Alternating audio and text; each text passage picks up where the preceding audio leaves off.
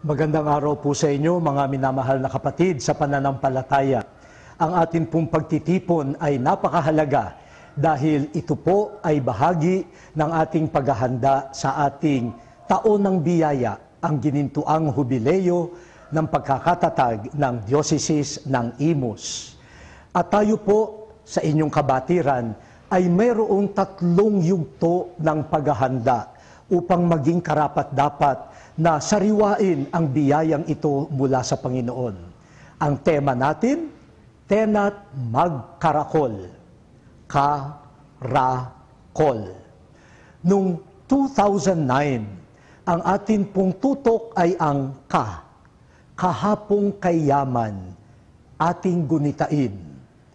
Ito po ay may pakay. Sa paglingon natin sa nakaraan, tayo ay mamamangha sa kabutihan ng Diyos. Magpapasalamat tayo sa Kanya, gayon din hihingi ng tawad sa ating mga pagkukulang. Ang taong 2010, radikal na pagsunod kay Kristo. Pagkatapos makita ang katapatan ng Diyos sa ating kahapon, pagkatapos makita rin ang ating mga pagkukulang, tinatawagan tayo. Paano ba tutugon? At ang pagtugon ay ang pagsunod kay Kristo. Nang radikal, mula sa ating pagkatao, susunod kami sa landas ni Jesus.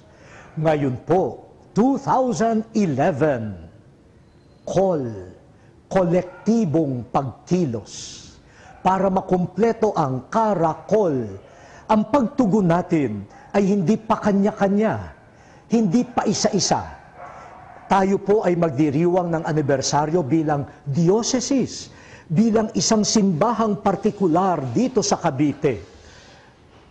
Kaya naman, ang panawagan sa atin ay tumugon, kumilos ng kolektibo, sama-sama, hindi pa kanya-kanya. Yan po ang ating ibig pagnilayan, kolektibong pagkilos para kay Jesus.